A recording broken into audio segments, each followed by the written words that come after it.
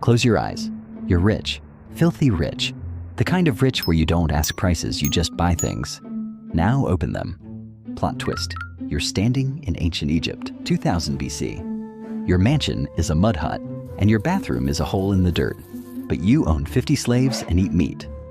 By Egyptian standards, you're basically Jeff Bezos. Fast forward 4,000 years. You have climate control and more tech in your toilet than the moon landing, all while video calling someone from your private jet. But here's the question that'll break your brain. Which version of rich actually feels better? Let's take a journey through 5 eras of extreme wealth and discover something shocking. Being rich has always sucked in ways you'd never expect. Egypt, 2000 BC. You wake up, it's 4 a.m. Why? Because air conditioning hasn't been invented yet. The moment the sun hits the horizon, your bedroom turns into a literal oven.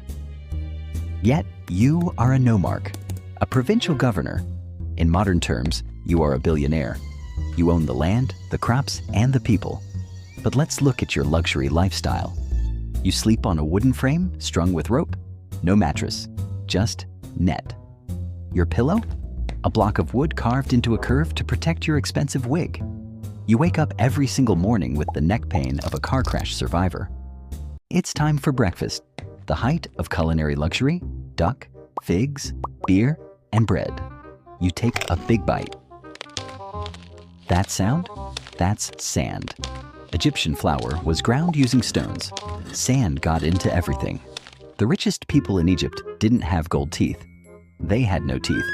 By age 40, your molars are ground down to painful little nubs. But you can't worry about your teeth, because a messenger just arrived. You've been summoned to the palace. This is where the real stress begins. Being rich in Egypt is conditional. It all depends on one man. Great Pharaoh, Divine One. You summoned me? The flood season is approaching. I need your projections for the harvest. Ah, yes, of course. The signs are excellent, Divine One. The Nile should rise 16 cubits. Our granaries will overflow. It will be a historic year for wealth. 16? That is a bold number. I am confident, Great One. My astronomers have charted the stars. The gods favor us. Good. I like confidence. Your neighbor, the nomarch of Memphis? He was confident last year. He promised 15 cubits. We got 12. Do you know what happened to him? I have struck his name from every monument, seized his tomb and burned his mummy. To the world, he never existed. And in the afterlife, he is a wandering shadow with no home and no food. So, are you still sure about 16 cubits? Or should I start preparing to erase your name from history? 16 cubits. Absolutely, 0 doubt. Excellent, you may go. And try not to sweat on my floor. Now you go home to enjoy your wealth, to relax. Your son runs to greet you, 7 years old, bright-eyed, bursting with energy. He's been studying with the scribes all day, and he can't wait to show you what he learned. That's my boy. One day you'll be a great nomarch, maybe even greater than me. But in 2000 BC, peace never lasts. The Nile gave Egypt everything: water, food, life itself. But it also gave Egypt mosquitoes. Millions of them, breeding in every pool of stagnant water. They swarmed at sunset, covering the skin of rich and poor alike, and inside them. Malaria parasites that invade red blood cells and destroy your organs from within. All it took was one small bite, and your child would quickly become history. To consolidate your history, you can use Chat LLM by Abacus AI. Right now, your AI workflows are scattered across too many tabs, and you're likely paying multiple $20 AI subscriptions. Chat LLM fixes this by putting every top-tier model into one single dashboard. I'm talking about ChatGPT 5.2, Gemini 3 Pro, Claude 4.5, and DeepSeek all in one place. You don't even have to choose. Their root, LLM, automatically picks the best model for your specific prompt. But it goes way beyond just chatting. You can chat with large PDFs, generate professional PPT presentations, and even use the Abacus AI Deep Agent to build full apps and websites from scratch. If you're worried about sounding like a robot, their Humanize feature helps you ditch AI detectors entirely. You get all of this, plus image and video generation from Sora 2 and Kling for just $10 a month. That's way cheaper than paying for them separately. Stop overpaying and start building smarter. Head over to chatllm.abacus.ai or click the link in my description to get started. Trust me, your browser tabs will thank you. Okay, back to the video. That was Egyptian wealth. You spend your whole life building a tomb, stocking it with snacks for the afterlife, because deep down you know. This life? It sucks, but at least you only had to worry about one God King. Up next, danger doesn't come from the gods, it comes from your dinner guests. Rome, year 100. Everything has changed. Rome wasn't just a city, it was the operating system of the ancient world. If you were a senator, you didn't just live well, you lived like a god. Your morning routine is incomprehensible to the Egyptians we just left. You wake up in an actual bed, with a mattress stuffed with wool and feathers. You have pillows. And the floor? It's warm. The Romans invented the hypocaust system, underfloor heating. While the barbarians in Britain are freezing in mud huts, you are walking on warm Italian marble. Next comes the bathroom. It's revolutionary. Running water, stone seats, but it's also a social event. Roman toilets were communal. You sit on a marble bench next to 20 other guys, thigh to thigh, discussing tax policy while you do your business. Privacy was not a Roman value. And the toilet paper? Meet the xylospongium, a sea sponge on a stick. You use it. You rinse it in a bucket of vinegar, and then you put it back for the next guy to use? Stepping outside reveals a city of 1 million people crammed into narrow streets. It's pure chaos, but the elite are insulated from the filth. Wealthy Romans traveled in a litter, a luxury box with curtains carried by 8 strong slaves. It was essentially a mobile panic room floating above the crowd. The destination is the Senate, where power and wealth collide with a terrifying reality. In Rome, being rich doesn't make a person safe. It makes them a target, with the emperor as the ultimate boss. Financial planning takes a dark turn. If the imperial treasury runs low, the state doesn't bother raising taxes. Instead, a wealthy senator is accused of treason, executed, and his entire estate is confiscated. Life becomes a permanent balancing act, looking rich enough to be respected, but poor enough to survive. This tension peaks at the most dangerous event in Roman high society, the dinner party. More wine. Bring out the flamingo tongues. Flamingo tongues, again, they're glazed in honey. Just eat it. Do you know how hard it is to catch a flamingo? Speaking of hard to catch, I heard you bought a new estate in Sicily. A vineyard? What? No. Disgusting rumor. I'm practically broke. Terrible year. Broke? You're serving roasted peacock on silver platters. The peacocks were gifts. And the silver is fake. It's just polished tin. I love being humble. Don't you, Marcus? Who is that guy? He hasn't eaten anything. He writes every time you spend money. That's my accountant. He looks like an imperial informer. Shut up. Do you want us all crucified? He's joking. We love the emperor. We would gladly give all our money to the emperor. Well, that's it. I'm finished. Bring me the special wine, the one with the hemlock. I'd rather do it myself than wait for the Praetorian Guard. This wasn't just paranoia. It was survival. One report of excessive luxury could bring the Praetorian Guard to the door before dawn.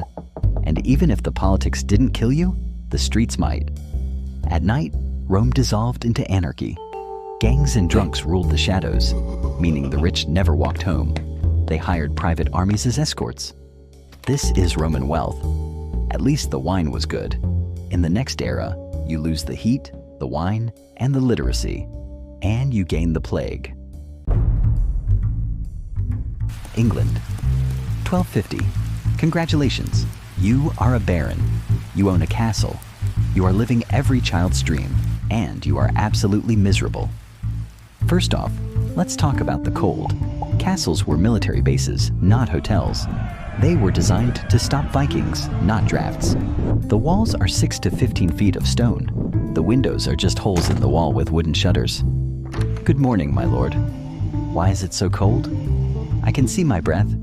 It's a stone box in England, sir. It's always cold. Bring me my clothes, all of them. Medieval wealth was about layers. Linen underwear, wool tunic, wool overcoat, fur-lined cloak. You wear this outfit 24 hours a day. Taking it off isn't an option unless the goal is hypothermia.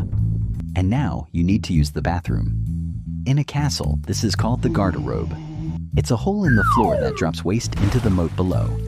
In winter, the wind shoots up that hole like an icy geyser. Going to the bathroom wasn't just gross, it was physically painful.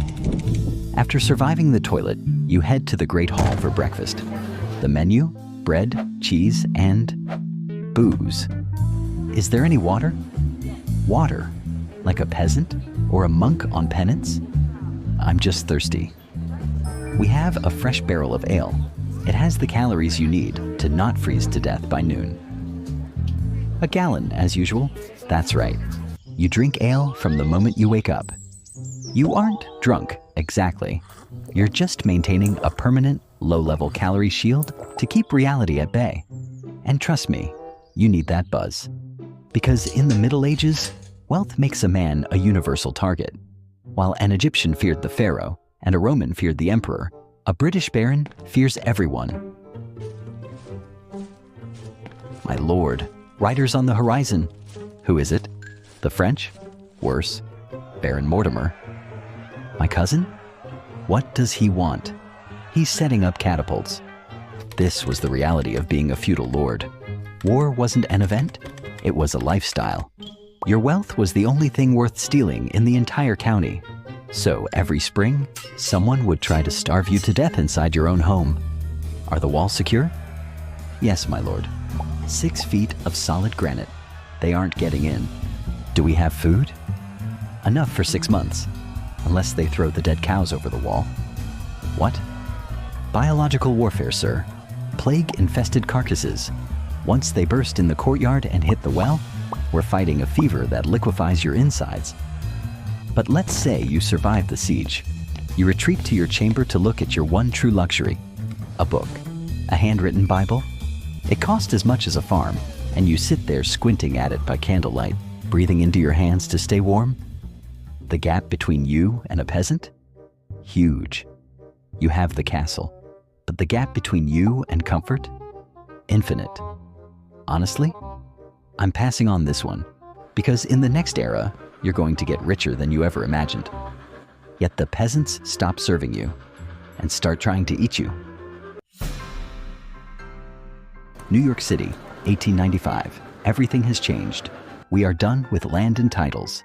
The Industrial Revolution has created a new kind of wealth, liquid cash, pure, obscene amounts of it. You are a railroad baron. You are worth $200 million? That's $8 billion today.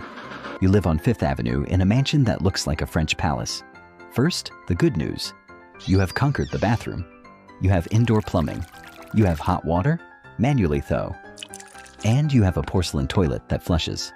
For the first time in 4,000 years, you can poop in peace without a sponge stick or a hole in the ground. Civilization has peaked. Now the bad news. You are a prisoner of your own clothes. Sir, it is 11 a.m. Time to change. I just got dressed. That was your morning suit. This is your walking suit. You'll need the frock coat for lunch and the white tie for the opera. But it's July. It's 95 degrees. Fashion does not care about the weather, sir. Put on the wool. Synthetic fabrics didn't exist yet. No AC. So you spent your entire life encased in 3 layers of heavy black wool, changing outfits 4 times a day, sweating through your silk underwear while pretending to be comfortable. You head downstairs for breakfast. The technology is dazzling and dangerous. You have electric lights. They glare so brightly they give you a headache. You have a telephone. It mostly screams static at you. You have an early automobile. It might explode if you crank it wrong, but at least the food is safe. You have an ice box, fresh meat, no sand in the bread, no parasites in the water. You sit down to eat your eggs in peace What was that? The factory workers, sir. They're rioting again. Again? I gave them a raise last year. They won a weekend, sir, and safety standards. Ungrateful. Call the Pinkertons. That is the class warfare. In the Middle Ages, peasants complained. They unionize. Newspapers call you a robber baron. Cartoons draw you as a monster strangling workers. You own 50 rooms. But you need armed guards to leave your front door, because 4,000 men with torches are chanting your name outside. So you retreat. You hide in the only place that's still safe, high society. You attend operas. You attend balls. Not because you want to. Wagner is boring, and the theater is 100 degrees, but because you have to. Gilded Age wealth was a performance. If you didn't show up, you were out, and if you were out, you're finished. Did you hear about the Vanderbilts? No, what happened? They served the soup, lukewarm, scandalous. We aren't inviting them to Newport this year. They are socially dead. This is your life. Infinite money, zero freedom. You are a titan, a villain, and a celebrity. Every move you make is a headline. So you might be wondering, is it possible to have all the money while being completely invisible? Short answer is yes, but there is a price. New York City, 2025. You are a hedge fund manager. You are worth $3.2 billion, and nobody knows who you are? Let's check the scoreboard. You have the Roman heated floors. You have the Gilded Age flush toilet. You have the Egyptian slaves, but now they are called minimum wage employees. You are the physical god that 4,000 years of history was trying to build. But here's the twist. The pharaoh wanted to be seen. The Roman senator wanted to be famous. You want to be invisible. Sir, your outfit for the tech conference. What is it? A gray hoodie and generic sneakers, costing $4,000. This is stealth wealth. You dress like you are unemployed, so nobody notices you. Why? Because in 2025, attention is dangerous. Your name isn't on a building, it's on the Kill the Rich subreddit. Time for breakfast. In the Gilded Age, they ate 12-course meals. You don't eat for pleasure? You eat for ROI. Here's your green sludge, sir. What's in it? Kale, collagen, and 30 different supplements. It tastes like wet grass. Yes, but it will extend your life expectancy by 14 minutes. Modern wealth is obsessed with optimization. You track your sleep, glucose.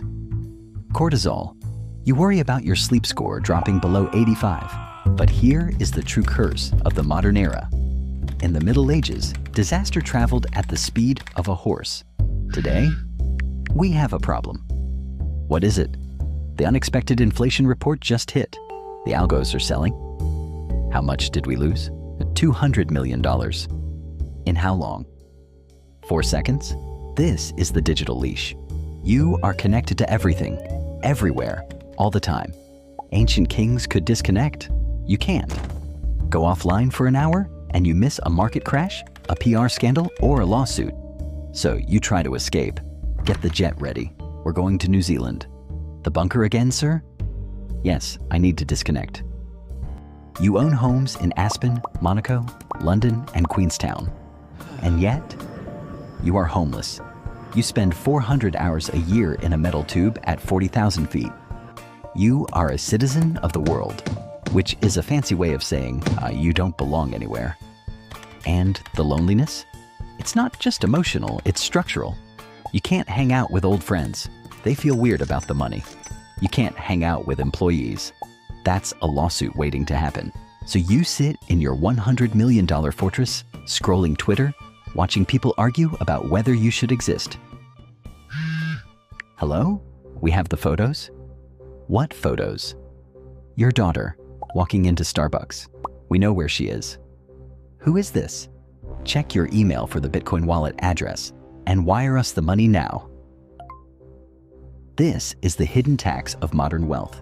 You have facial recognition, panic rooms, private security, and yet you are more exposed than a medieval peasant. Your data is everywhere. Your location is trackable. Your safety is an illusion. Late at night, the automation kicks in. The blinds close. The white noise hums. You've optimized the temperature, nutrition, and your net worth. You have conquered the physical world that broke the pharaohs. But as you lay there staring at the ceiling, you realize the one thing you couldn't optimize: an empty heart.